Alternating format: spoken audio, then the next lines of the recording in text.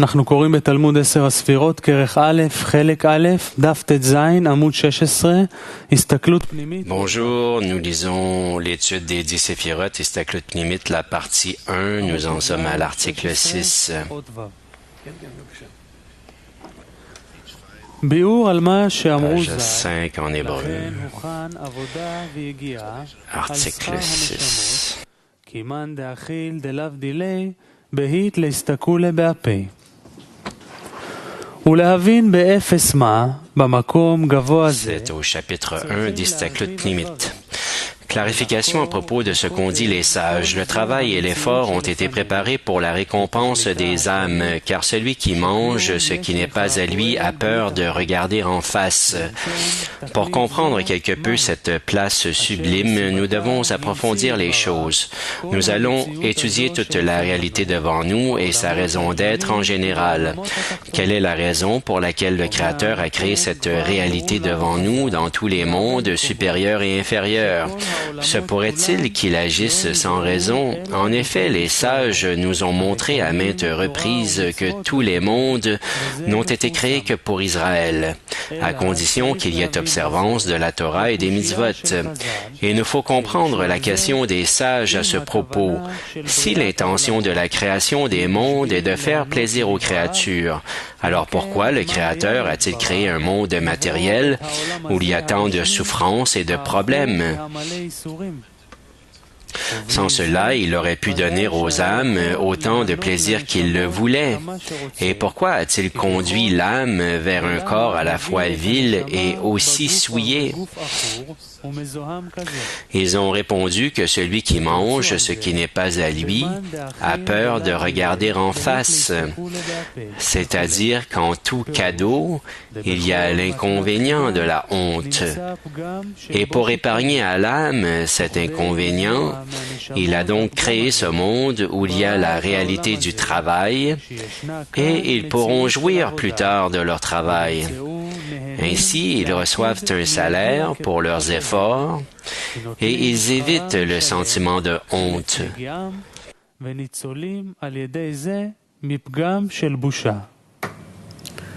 מפני שהבורא הוא משפיע והנבראים Parce que le Créateur est un donneur et que les êtres humains sont des receveurs, les êtres créés sont des receveurs, parce que sinon ce ne seraient pas des êtres créés. C'est pour ça qu'ils ont dû être corrigés pour que même s'ils soient les receveurs, ils deviennent similaires au Créateur qui donne et qu'ils puissent monter au degré du Créateur. Et c'est pourquoi il y a des systèmes ici jusqu'à ce monde pour invertir la réception en raison de la honte en don et que ça devienne par là de l'honneur. Y a-t-il des questions? Il n'y en a pas?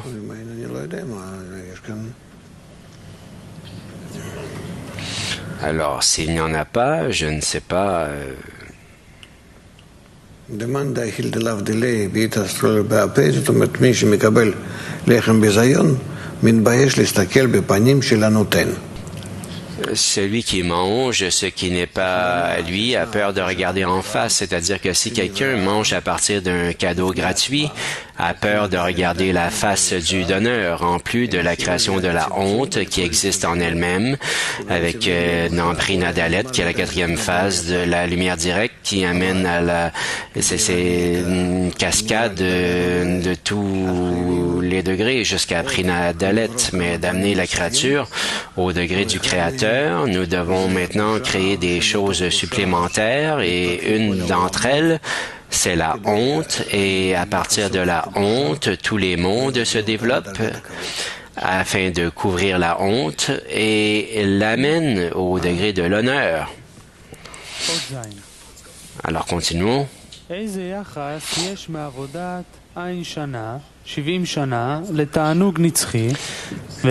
est le rapport entre les 70 ans de travail et le plaisir éternel, puisqu'il n'y a pas de cadeau plus gratuit que celui-là? 7. Ces paroles des sages sont déroutantes et déconcertantes. Tout d'abord, c'est surprenant, car l'essence de notre propension et de notre prière est de nous épargner un cadeau reçu gratuitement.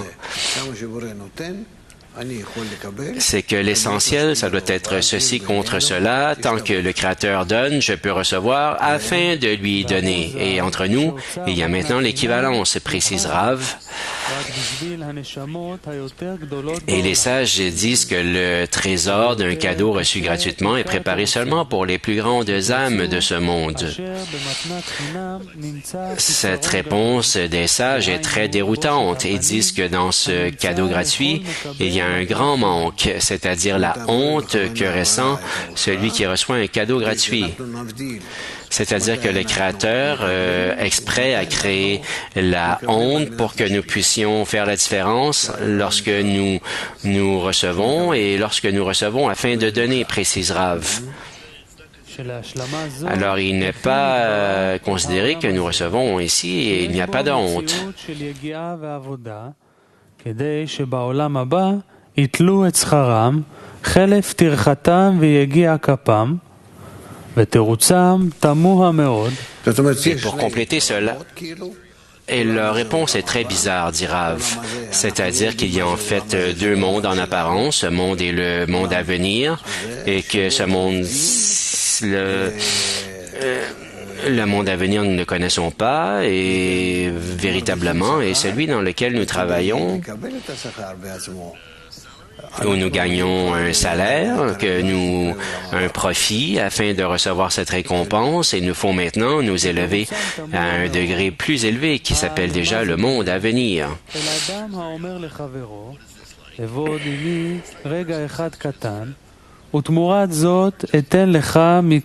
Cette réponse est très étonnante. Cela ressemble à une personne qui dit à une autre, « Travaille avec moi un instant et je te donnerai en contrepartie tous les plaisirs du monde pour toute ta vie. » On ne peut recevoir de plus grands cadeaux gratuitement. La récompense n'a aucune commune mesure avec le travail, car on travaille dans ce monde transitoire qui n'a aucune valeur. C'est-à-dire que tout comme nous voyons en ce monde, toutes sortes de personnes qui observent des mitzvot, dit Rav, si ce n'était que le fait de faire quelques actions et d'observer pour certaines lois, alors nous demeurerions dans la honte, pas comme nos sages l'ont dit, qu'il nous faut atteindre le monde à venir sans honte. Alors probablement que ce monde n'est pas ce que nous pensons et le monde à venir n'est pas non plus ce que nous pensons et le travail n'est pas non plus le même travail dans la Torah et les mitzvot que nous voyons ici en ce monde, mais il y a quelque chose de plus ici qu'il nous faut investiguer. Mais certainement qu'à la fin, il nous faut faire de telles actions qui nous mèneront à la perfection et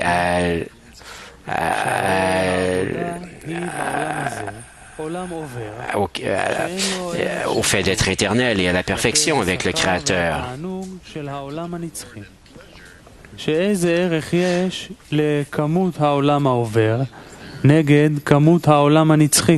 On ne peut recevoir de plus grands cadeaux gratuitement. La récompense n'a aucune mesure avec le travail, car on travaille dans ce monde transitoire qui n'a aucune valeur par rapport à la récompense et au plaisir du monde éternel. Quelle valeur peut avoir ce monde face au monde éternel? Et ne parlons même pas de la qualité de l'effort, laquelle n'a aucune valeur par rapport à la qualité de la récompense, comme il est écrit que le Créateur donnera à chaque juste 310 mondes, etc. On ne peut pas dire que le Créateur donne une partie de la récompense pour le travail et le reste comme un cadeau à faire gratuitement. Car à la fin, quelle utilité y aurait-il ici s'il y avait toujours le défaut de la honte pour le reste du cadeau?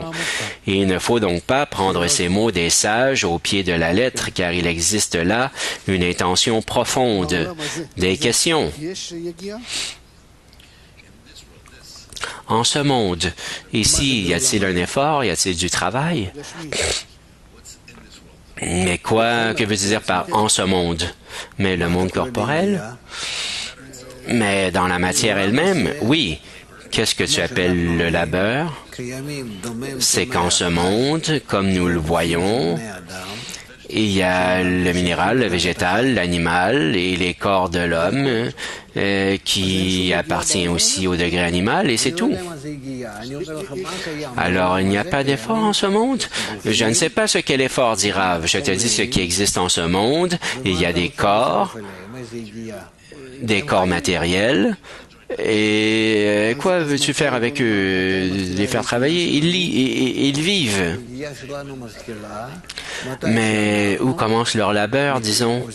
Notre labeur commence lorsque nous faisons des actions qui sont contre notre désir. Et le temps de la préparation aussi, c'est contre le désir? Mais je ne sais pas, dit Rav. Ce n'est pas... La définition est simple. Des efforts, ça veut dire que je travaille contre mes désirs. Maintenant, tu me parles du temps de la préparation, pas le temps de la préparation, mais pourquoi veux-tu mettre ici un tel discernement que tu ne sais même pas quand oui et quand non? Mais parce que je ne sais pas quand oui et quand non, et moi je demande simplement pour clarifier la chose. Parce que chaque action qui est contre le désir, qui est de surmonter le désir pour atteindre le but et l'équivalence de forme, ça, c'est appelé un effort. Et c'est tout. Et le fait que tu as besoin de la lumière qui corrige, de la dizaine, de toutes ces choses. Maintenant, qu'est-ce que ça a à voir avec ce monde? Mais quoi, toi et quelques autres corps? Non, mais il dit ici que vraiment la Torah et les mitzvot, c'est-à-dire qu'il faut faire une correction. Alors la question, c'est jusqu'à ce que tu aies la correction pratique, c'est comme si tu n'avais pas d'effort. Je ne sais pas ce que tu veux dire quand tu dis Torah et mitzvot, dit Rav, mais la mitzvah, c'est la correction de chaque désir afin de recevoir, afin de donner. S'il n'y a pas de l'action, il n'y a pas d'effort. Oui, tu as raison, dit Rav, alors ça n'a rien à voir avec ce monde, comme toi, tu vois les corps. Mais plutôt, l'état du désir de recevoir, c'est de travailler et de s'élever au-dessus de lui-même et de ressembler au désir de donner. Et ça, c'est d'être dans la foi au-dessus de la raison et de donner au-dessus de la réception. Et si une personne fait des efforts pour en arriver là, alors là, nous appelons ça des efforts. C'est tout? Il n'y a pas d'autres questions? Ça, c'est ce que nous appelons l'effort. Et certainement que ça n'a rien à voir avec ce monde. Lorsque nous regardons les corps, non. Ça n'a rien à voir avec le fait qu'il me faut être ici pendant 70 ans et ainsi de suite. Non. C'est ça. Nous parlons de désir et de comment les désirs sont opérés. Alors certainement que ce n'est pas comme un kabbaliste dans la religion ou lorsque j'ai fait toutes sortes d'actions pendant les 70 ans de ma vie, alors par là, je vais recevoir la récompense du monde à venir. Parce qu'il est écrit que ce que je fais comme travail ici, je travaille afin de me corriger.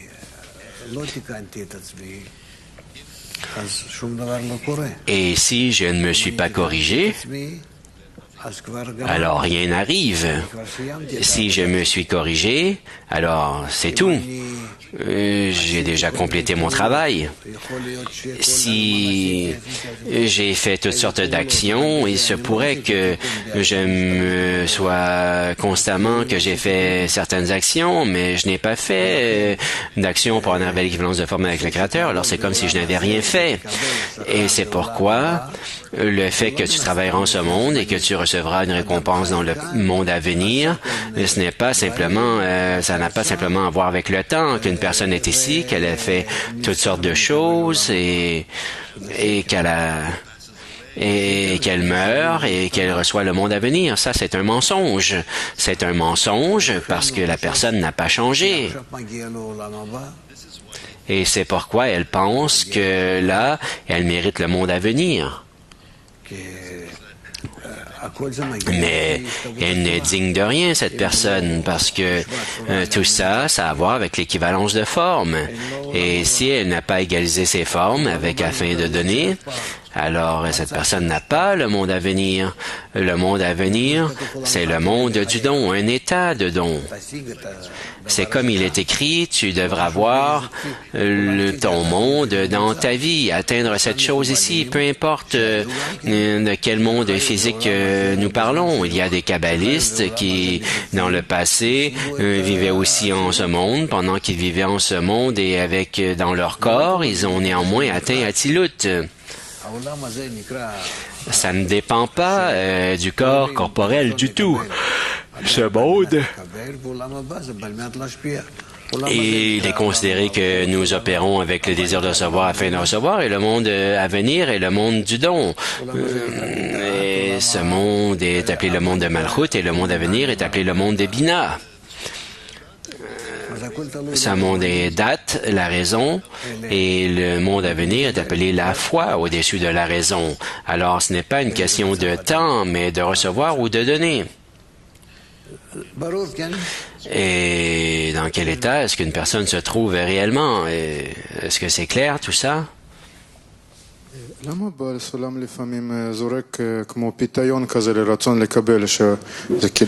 est-ce que Bala Sulam, parfois, c'est comme s'il lançait un appât comme ça, qui disait que le désir de recevoir, ça vaut la peine, il y a un si grand plaisir, et... Non, montre-nous ce que tu veux demander. Il donne ici un exemple où il dit même que relativement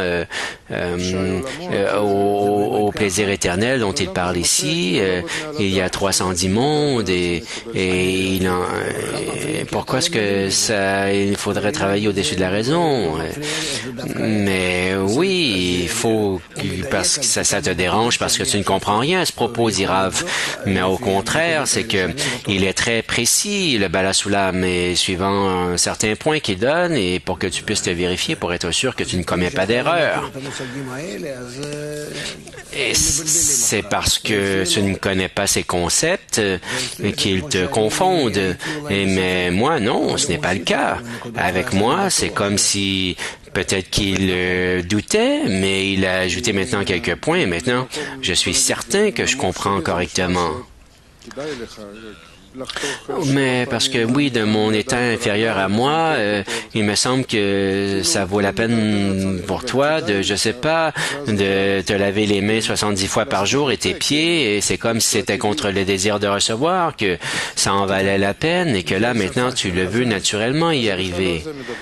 Ah, tu vas t'y habituer, c'est le langage de nos sages. Mais c'est la même chose et pas la même chose à la fois. Non. Ce qu'il essaie de dire ici, dit Rav, c'est que ce qui est écrit dans les livres, nous ne devrions pas croire que ça arrive ici, devant nous, dans le monde corporel, et qu'il y a des choses ici qui, en tout et partout, que la sagesse de Kabbale parle de ce monde. Non, il n'y a pas un seul mot dans la Torah qui parle de ce monde. Et dans la Kabbale, certainement pas non plus. Non. Et qu'y a-t-il que nous faudrait-il dire ici? Qu'il y a une matière qui est complètement afin de recevoir? Mais l'allégorie qu'il donne ici, simplement, il dit qu'il vaut la peine d'atteindre le monde à venir parce que c'est mieux. Mais ça, c'est clair, dit Rav. Mais pourquoi mettre un obstacle? Après tout, il ne nous faut pas penser à tout ça. Mais quel obstacle, dit Rav? Mais faire le travail au-dessus de la raison. Et non, c'est parce que je veux le monde à venir, dit Rav, que le Créateur a créé toutes ces choses, et à partir de la pensée de la création, pour faire le bien à ces créations. Et afin de faire le bien à ces créations, la créature doit être avec le Créateur, et dans l'attribution et l'identification et l'équivalence, parce que ça, c'est un signe d'une direction vers le meilleur état possible, parce qu'il est similaire au supérieur, et il est dans le meilleur état possible. Alors, simplement, bon, il n'y a rien de mieux. Et simplement pour apporter l'être créé à cet état, comme le Créateur, qui est appelé d'être en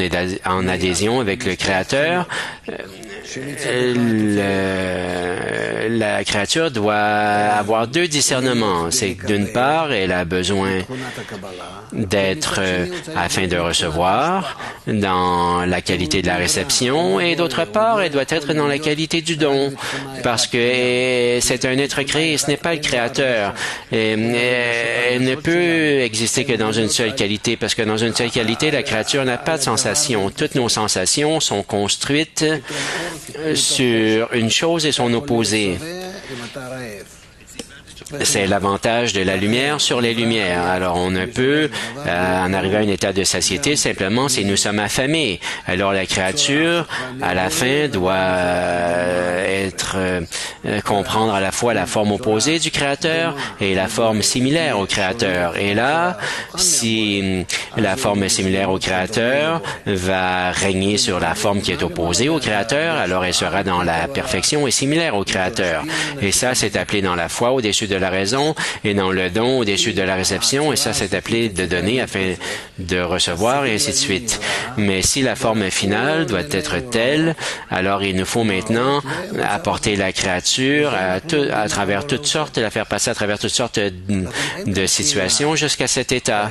Et c'est ce que nous apprenons et comment le Créateur y arrive, mais c'est comme il n'y a pas de question ici. Pourquoi est-ce que ça se fait? Comment est-ce que ça se fait? Mais voit que ces choses sont nécessaires parce que le Créateur prend la fin de la création, le but, et il voit que l'être créé est là, dans une forme comme lui, comme le Créateur, et là, il est déjà nécessaire de construire toute la chaîne d'états dont aura besoin l'être créé pour en arriver jusque-là, et c'est-à-dire que tout le chemin est constructif.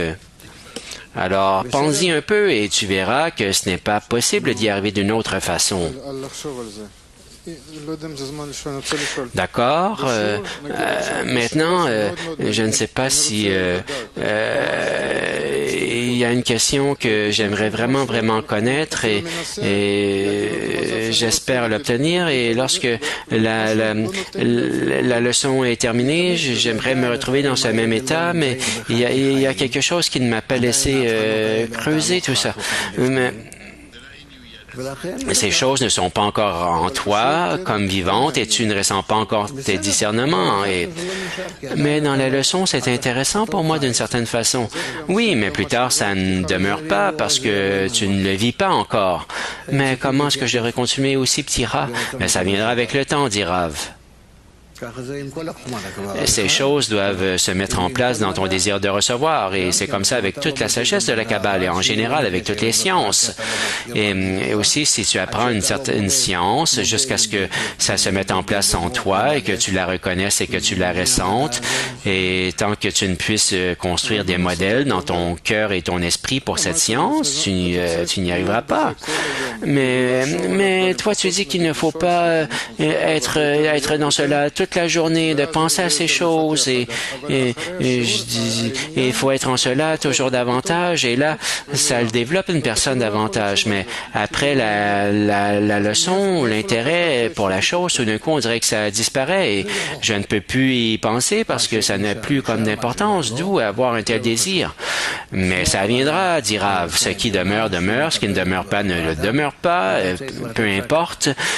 Fais confiance à la providence supérieure qui prend soin d'une personne. Et une personne, on doit lui donner une certaine somme d'efforts requises. Et ensuite, tout ce qui arrive, c'est à voir avec la racine de l'âme. Et c'est ça qui va prendre le dessus et fonctionner. Fais confiance au Créateur. Nous passons à l'article 8. Toute la réalité émane et a été créée à partir d'une seule pensée, qui est à la fois l'opérateur, l'opération, la réalité de la récompense attendue et l'essence même de l'effort. Alors, il veut maintenant répondre en apparence à cette question, dit Rav, de comment se fait-il que nous travaillons d'une façon aussi brève et que nous recevions des plaisirs éternels et infinis. 8. Avant d'entreprendre une explication de ces choses, il faut comprendre que dans la pensée du Créateur, dans la création des mondes et de la réalité devant nous, les actions n'ont pas été conçues par de nombreuses pensées, comme c'est le cas pour nous, car il est un, unique et unifié. Et comme il est simple, les lumières qui proviennent de lui sont simples et unifiées, sans aucune multiplicité de formes, comme il est écrit. Mes pensées ne sont pas vos pensées, ni votre chemin, mon chemin.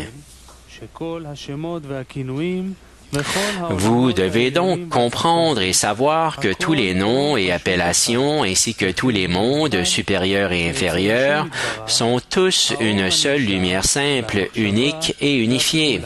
Chez le Créateur, la lumière qui s'étend, la pensée, l'opération et l'opérateur, et toutes choses que le cœur peut penser et clarifier, sont chez lui une seule et même chose.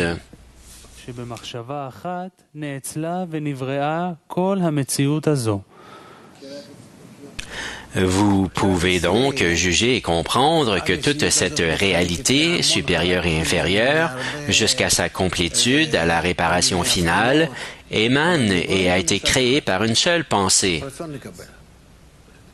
Oui, tout ce genre de discernement en nous, ils sont multiples, mais dans le désir de recevoir, ils ne sont qu'un, précise Rav. Cette seule pensée réalise que toutes les opérations, elle est l'essence de toutes les opérations, le but, l'essence et l'effort. Elle est par elle-même toute la perfection et la récompense recherchée, comme le Ramban l'explique, selon le principe de un, unique et unifié. C'est-à-dire que tout est dans une seule pensée, la pensée de la création, dit Rav, qui est incluse et opère tout, incluse en tout et opère tout. Et en passant, il est intéressant, j'ai entendu lorsque j'ai parlé avec certains scientifiques, et ici, qui venait, que aussi ce qu'il ressentait dans l'espace, les étoiles et ainsi de suite, tout ça c'était une pensée et c'était intéressant d'entendre tout ça. Et c'est comme ça qu'il le ressentait aussi, que tout n'était qu'une pensée. Bien, bien. Y a-t-il des questions?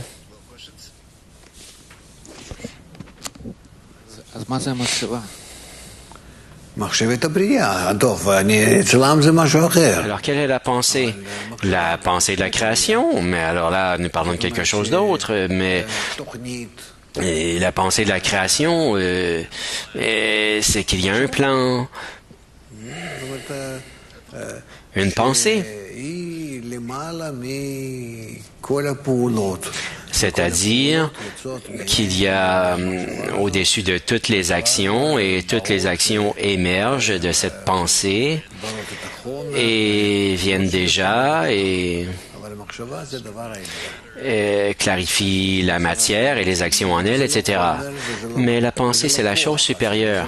Il y a une pensée générale mais ce n'est pas de la matière, dit Rav, et ce n'est même pas une force, c'est avant une force. Premièrement, c'est une pensée et ensuite, premièrement, c'est une force et ensuite, à partir de la force, il y a l'exécution et à partir de là, nous en venons à la matière et à partir de la matière, d'autres forces y viennent et tout ça, ça nous amène à la fin de la correction. À partir de cette pensée, mais tout n'est parti que d'une pensée. Alors, le Créateur est une pensée qui inclut tout et à partir de là, une force en sort. Mais c'est quoi cette force? Quelles sont ses actions et la chose matérielle et quoi ce n'est pas inclus, tout ça dans cette pensée? Mais quoi? Demande Rav. Le Créateur se relie à nous et est décrit comme la pensée de la création pour bénéficier à ses créatures. Plus que ça, nous ne connaissons pas. Mais tout le reste, c'est ce qui est en dessous de la pensée de la création, toutes les choses matérielles et les actions et ça, déjà, ce n'est pas associé avec le Créateur, dira ça a à voir avec la créature, mais ce n'est pas nécessairement le désir de recevoir. Tous ces systèmes, les 4 phases de la lumière directe et toutes ces choses, ça n'appartient pas à la créature, au Créateur. Le Créateur, c'est que il n'y a que cette pensée initiale et ça nous apparaît de cette façon et Shoresh remplit les 4 prinotes de la lumière directe. Mais alors, c'est quoi si ça n'appartient pas au Créateur? Mais c'est à la créature, à la création, tous les mondes, d'Irav, toutes les forces dans tous les mondes, tout ça, ce n'est pas associé au Créateur. Le Créateur est la force supérieure qui, envers nous, est comme cela. Il y a d'autres discernements, mais nous ne parlons pas d'eux. Il y a la force supérieure, la pensée supérieure, à partir d'où tout émerge. Prinat Shoresh. Alors nous aussi, toute la création, nous devons être transformés en pensée pour... si nous retournons au Créateur, nous devenons sa pensée, oui. Et de toutes les façons, tu n'existeras que dans ses pensées. Mais alors, c'est quoi cette pensée qui retourne au Créateur et devient comme le Créateur? Ça complète le Créateur ou ça ne le fait pas ou... Ah, tu peux penser autant de questions que tu veux, ça ne t'aidera pas parce que tu ne comprendras pas les réponses. Est-ce que tu comprends toi-même que tu ne comprendras pas, que tu ne saisis pas ces choses? Comment serait-il possible de les saisir si elles ne sont pas encore dans ton désir? Si ce n'est pas dans ton désir, ce n'est que de la philosophie. Mais nous voulons ressembler au Créateur, d'être comme lui, d'atteindre son degré. Dans le don, dit Rav, et dans un don actif, ça, nous le faisons dans la matière, dans notre désir. Continuons. Article 9. La restriction explique comment une opération imparfaite est issue d'un opérateur parfait. Dans les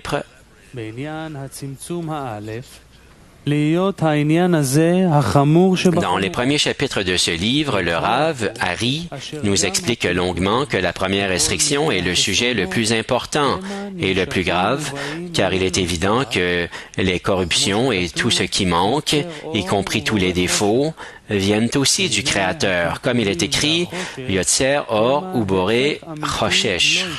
Il forme la lumière et crée l'obscurité. Ainsi, ces corruptions et cette obscurité sont vraiment opposées au Créateur. Comment est-ce donc possible que l'une sorte de l'autre et comment peuvent-elles se trouver avec la lumière et le plaisir de la pensée de la création? C'est-à-dire comment toutes sortes d'actions peuvent cascader, dit Rav, partir d'en haut, et toutes sortes d'actions se révèlent, et toutes sortes de corruptions, et elles viennent vraiment d'en haut. Alors comment est-ce que c'est possible que tout ça vienne du Créateur?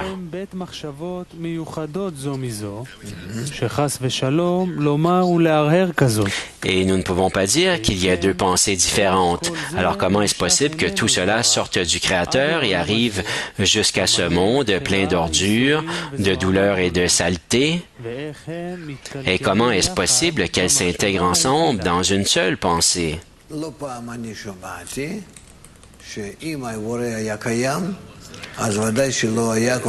C'est que si le Créateur existait, certainement que le monde ne serait pas aussi mauvais. C'est ce que nous pouvons entendre. Si le Créateur est le bon qui fait le bien, alors comment tous ces désastres dans le monde, d'où peuvent-ils venir? Si le Créateur est la force qui gère tout, comment serait-il possible que de telles choses arrivent? C'est-à-dire que certainement, tout ce qui est devant nous a cascadé à partir d'en haut. Et il est sûr que tout vient du Créateur et certainement le Créateur, qui est-il? Il est la source de tout ce qui arrive et même ce qui arrive de si mauvais. Mais c'est-à-dire que même une personne ne pourrait pas planifier une telle chose comme lui le fait. Alors comment se peut-il que... Qu'est-ce qui arrive ici?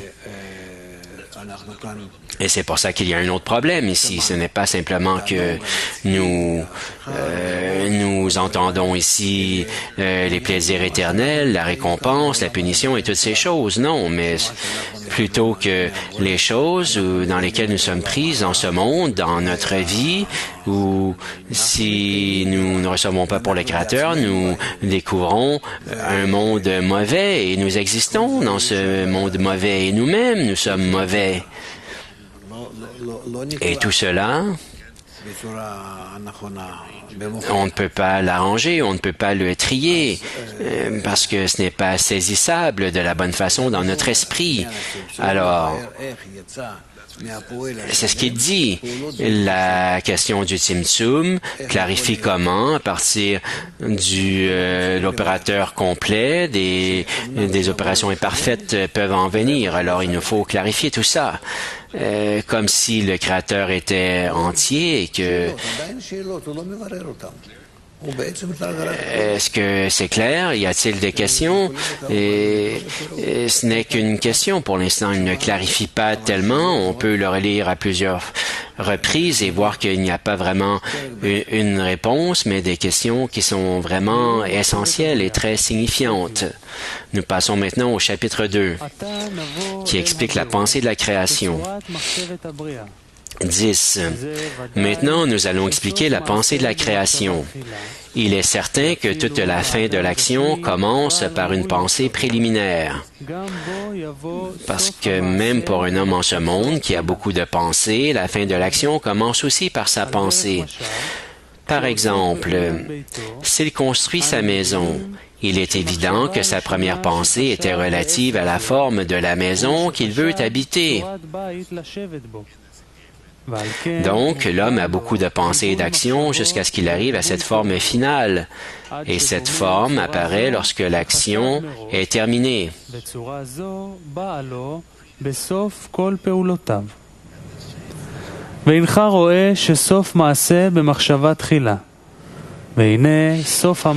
Vous voyez donc que toute action commence par une pensée préliminaire ou initiale. La fin de l'action, qui est le but pour lequel tout cela a été créé, est de faire plaisir aux créatures.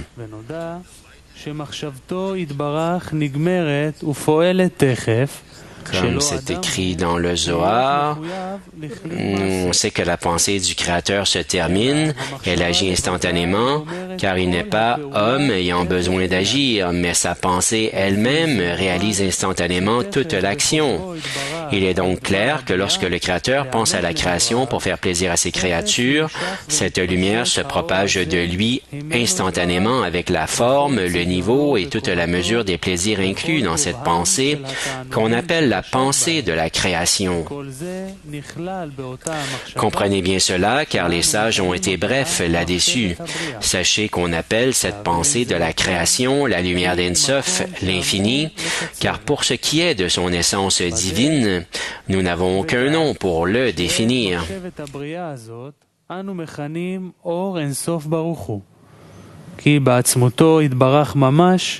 אין לנו שום הגה ומילה להגדירו באיזה שם שהוא וזכור זאת. אז העליון מהכל זה המחשבת הבריאה.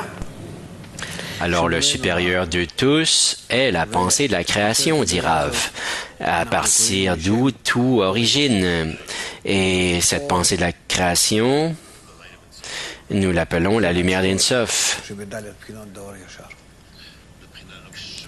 ou la Prinat Shoresh, et dans les 4 phases de la lumière directe, et de tout ça, tout émerge de la racine.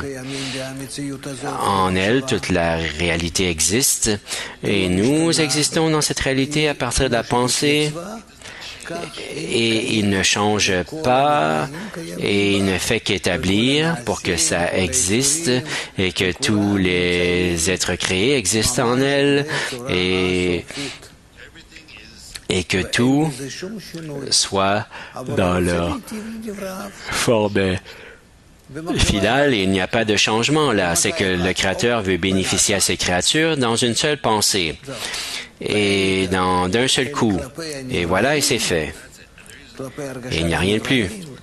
Alors néanmoins, pour ce qui est des êtres créés, pour ce qui est de leurs sensations, parce que elles sont dans le désir de recevoir, dans les clipotes, vis-à-vis d'elles, il y a nécessairement un processus qui doit se mettre en branle d'une façon difficile pour elles jusqu'à ce qu'elles atteignent la pensée de la création. Mais en elle-même, elle commence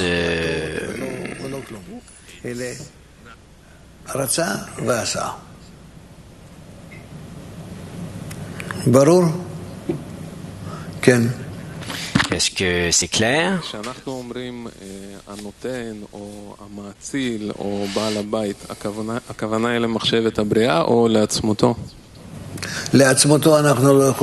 Lorsque nous pensons à la création, à son essence, nous ne pouvons pas parler de l'essence d'Atzmuto, dit Rav, parce que nous ne comprenons pas. Nous nous tournons vers notre racine et la racine n'est pas Atzmuto, n'est pas l'essence. Atzmuto, c'est le désir de bénéficier. Mais aussi l'équivalence de forme, ça vient de la pensée de la création. Encore une fois, demande Rav, l'équivalence de forme, ça aussi, c'est avec la pensée de la création. L'équivalence de forme est avec la pensée de la création, oui. Tout comme il veut me faire profiter, je dois en venir à un état où moi aussi, je veux le faire profiter. D'accord?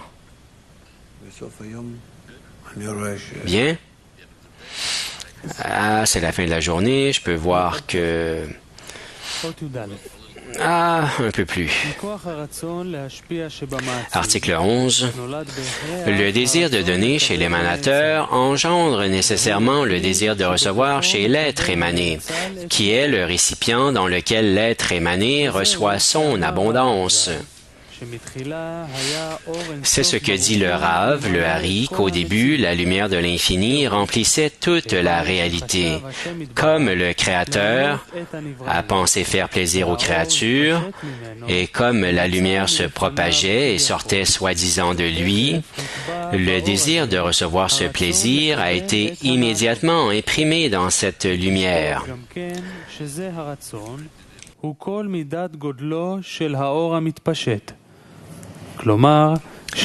Notez que ce désir est toute la mesure de l'ampleur de la lumière qui se propage, c'est-à-dire que la mesure de sa lumière et de son abondance équivaut à la mesure dans laquelle il veut faire plaisir, ni plus ni moins. L'essence de ce plaisir de recevoir qui est imprimé dans cette lumière par la force de sa pensée est appelé le lieu ou l'endroit. Quand on dit, par exemple, qu'une personne a de la place pour recevoir une livre de pain et qu'une autre personne ne peut pas manger plus d'une demi-livre, de quelle place parle-t-on?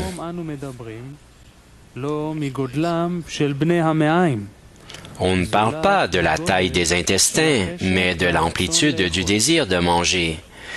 Vous voyez que la mesure de la place pour recevoir le pain dépend de l'ampleur du désir de manger. C'est encore plus vrai dans la spiritualité, où le désir de recevoir l'abondance est le lieu de l'abondance, et que l'abondance est mesurée selon l'ampleur du désir. זה בעצם הסיכום של כל הקטע הזה. זאת אומרת, מקום נקרא רצון, C'est en fait le résumé de tout cela, de cet effort. C'est qu'un endroit est appelé un désir et la taille de l'endroit dépend de l'intensité du désir. Alors nous ne parlons pas d'un endroit physique nécessairement en termes de longueur et de largeur ou de cubes carrés. Non, nous parlons ici d'un désir et ça détermine la taille d'un endroit.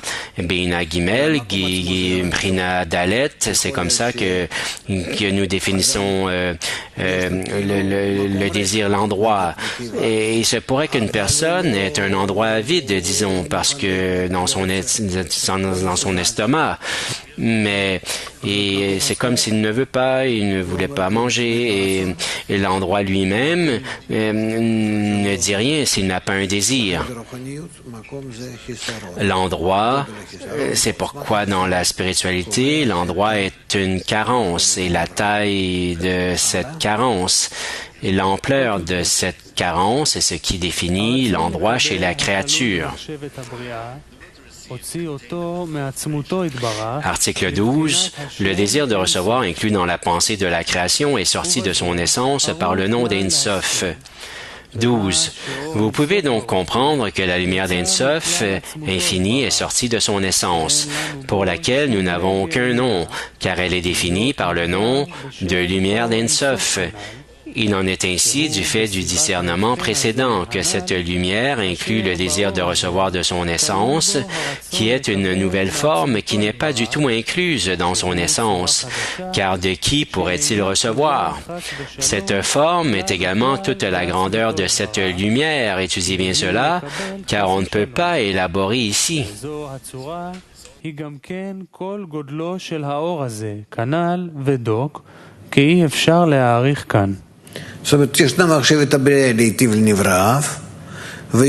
C'est-à-dire qu'il y a la pensée de la création, de faire le bien à ses créatures, et il y a un désir qui est prêt à recevoir ce bénéfice, et sauf les deux, il n'y a rien d'autre qui est nécessaire, c'est suffisant.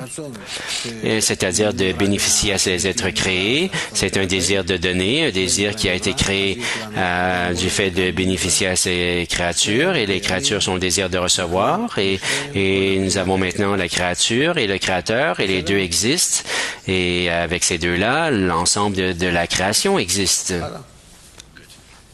D'accord? Continuons. Article 13.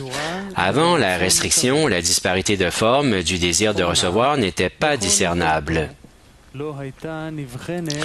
Cependant, dans sa toute-puissance, cette nouvelle forme n'aurait pas été considérée comme un changement de sa lumière. Comme il est écrit, qu'avant que le monde n'eût été créé, lui et son nom étaient un. Lui renvoie la lumière qui se trouve dans Ein Sof, et son nom réfère au lieu qui est le désir de recevoir de son essence, inclus dans la lumière d'Ein Sof. Il nous dit, lui et son nom sont un. C'est-à-dire que dans son nom, qui est Malchut d'Ein Sof, qui est le désir, c'est-à-dire le désir de recevoir implanté dans toute la réalité qui a été incluse dans la pensée de la création avant la restriction, on ne discerne aucune disparité de forme avec la lumière qui le remplit. La lumière et le lieu sont réellement un. S'il y avait eu un changement ou un déficit dans le lieu de la valeur de la lumière d'Ein Sof, il y aurait alors eu deux discernements. C'est-à-dire que dans les 4 phases de la lumière directe, il y a toujours 4 phases qui sont dirigées par l'Or Yachar, la lumière directe. Et qu'y a-t-il dans la lumière directe? Tout appartient à la lumière. Il n'y a toujours pas de klila, il n'y a pas de désir, mais tout est la lumière qui apparaît et qui travaille sur le désir qui est en elle jusqu'à ce qu'elle engendre le désir à partir de l'intérieur. Et maintenant, nous avons l'être créé, mais pas avant. Article 14. Tzimtzum signifie que Malchut d'Ein Sof réduit le désir de recevoir en elle. La lumière disparaît donc, car il n'y a pas de lumière sans récipient. Ceci est la restriction. Le désir de recevoir inclus dans la lumière d'Ein Sof, appelée Malchut d'Ein Sof, qui est la pensée de la création, qui se trouve dans Ein Sof et qui inclut toute la réalité. Cette Malchut s'est parée pour s'élever et arriver à l'équivalence de forme avec son essence.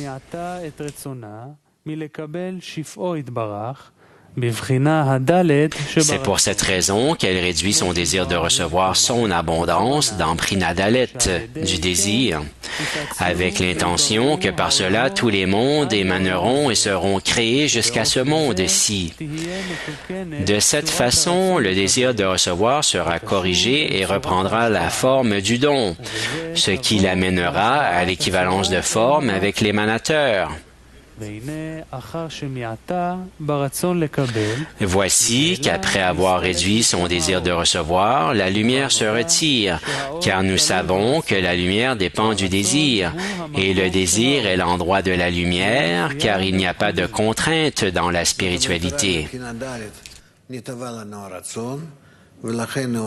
C'est-à-dire que tout, dans Prinadalet, le désir est devenu, puis il y a eu la restriction, et à partir de cet état, vers l'avant, nous avons l'être créé. Auparavant, nous n'avions pas la créature, et la restriction vient non pas juste comme ça parce qu'elle veut recevoir la lumière, mais parce que ne pas recevoir la lumière, c'est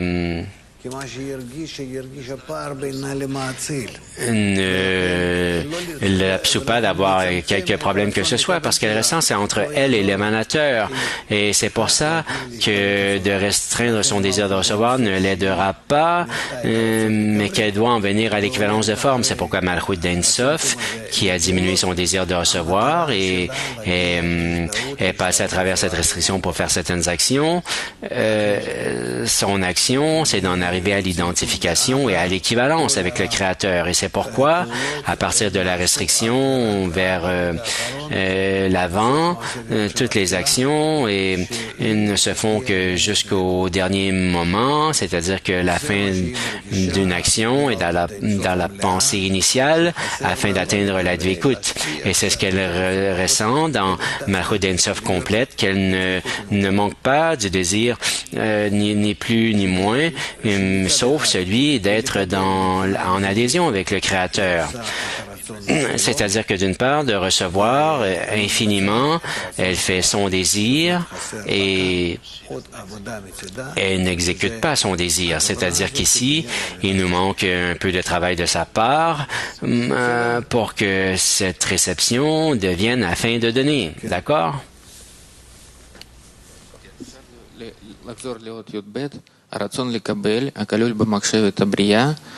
Est-ce qu'on peut recevoir à l'article 12 le désir de recevoir qui est inclus dans la pensée de la création, qui a émergé de son essence jusqu'à la Brina, Yudbet? Qu'est-ce que ça veut dire?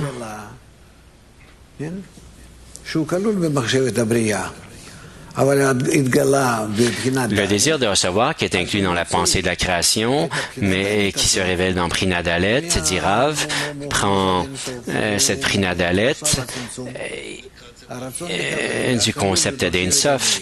Il fait une restriction sur elle, le désir de recevoir qui est inclus dans la pensée de la création. C'est inclus dans la pensée de la création. Sans cela, la pensée de la création n'existerait pas non plus, parce qu'il faut déjà qu'il y ait une pensée pour bénéficier aux créatures futures. Alors, ce désir de recevoir a pris à l'extérieur de lui afin de le nom pour nommer Ein Sof, c'est-à-dire que le désir de recevoir qui est survenu a déjà mené au désir de recevoir qui a été créé par la lumière, à un nom spécial, un état spécial qui s'appelle Ein Sof, où il y a un cli ici et la lumière est d'une façon infinie, c'est-à-dire sans limitation, où on identifie le désir de recevoir versus le désir de donner, et ça, cet état s'appelle Malchut d'Ein Sof. Dans Malchut d'Ein Sof, il y a un don de la part du Créateur et il n'y a rien qui manque de sa part.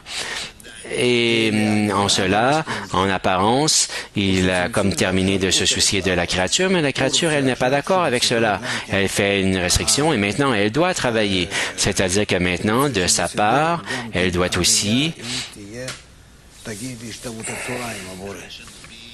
la création doit être quelque chose qui nous fait atteindre l'équivalence de forme avec le Créateur. Par conséquent, l'intention afin de donner est ce qu'elle va maintenant établir. D'accord? שבת אחים גם יחד, הנה מה טוב עליי, שבת אחים גם יחד, הנה